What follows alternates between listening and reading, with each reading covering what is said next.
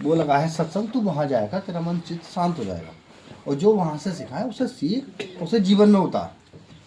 ठीक है।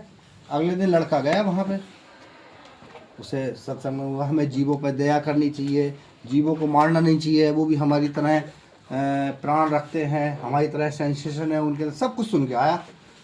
ठीक है। अगले दिन वो आया तो पापा ने उसे कहा कि तू सीख गया? बोला हाँ सीख गया, मेरे मन में ऐसा कुछ नहीं है। ठीक है। तो पापा ने कहा कि तू बेटा बैठ गल्ले पे, और मैं ज़रा एक घर तक जा रहा हूँ कुछ काम करने और आ रहा हूँ। अब वो चले गए घर, वो गल्ले पे बैठ गया। इतने में एक गाय आ गई।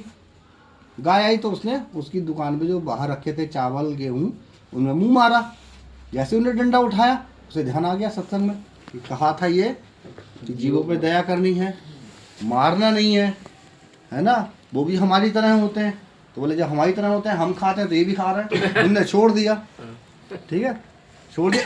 अचानक से फादर आ गए लौट के, उन्होंने आया, उसने गाय को हटाई और 2 अपने बच्चे के भी मारे कि बाप नालायक, तू देख नहीं रहता गाय खड़ी है और तूने हटाया नहीं।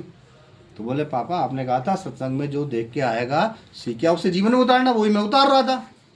तो तब पापा ने कहा बेटा ये चीजें वहीं छोड़ के आना, अब नहीं करना है तुझे।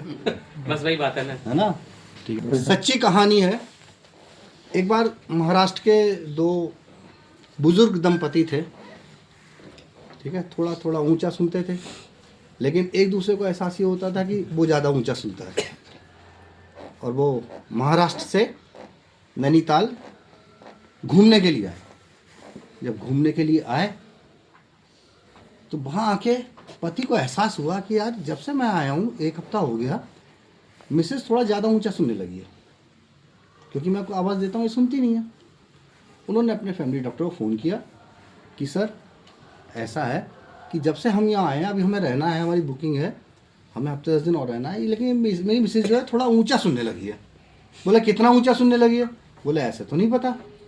तो बोले आप ऐसा है, इसका मुझे मेजरमेंट करके बताना कि पहले आप 50 मीटर से आवाज़ देना, फिर 30 मीटर से आवाज़ देना, जहाँ से आपकी मिसेज आवाज़ सुन ले आइडिया से, तो मुझे बताना, उसके बाद मैं प्रिस्क्रिप्शन लिख दूंगा। ठीक हो गया? कोई बात नहीं। अगले दिन उन्होंने यही अपने जीवन में उतारा कि साहब पहले लॉन में खड़े होकर अपनी मिसेज से पूछा कि आज खाने में क्या बना रही हो? हो गया। तो मिसेज से कहा कि आज खाने में तुम क्या बना रही हो? तो उन्हें कुछ सुनाई नहीं दिया। तो लग रहा मेरी मिसेज ने मेरी आवाज़ सुनी नहीं। फिर थोड़ा और गए, 10 मीटर और कम गए। खड़कवाल सर नहीं, खड़कवाल नहीं। वो नाम बताओ, मैं नाम बता दूँ। सर मैं जो एजुकेशन वाला नहीं पार्ट पढ़ाए थे, इनोवेशन और ये सब क्या नाम है उनके, क्या कोठारी साहब के शिष्य जो थे, 80 साल वाले थे ना। हाँ।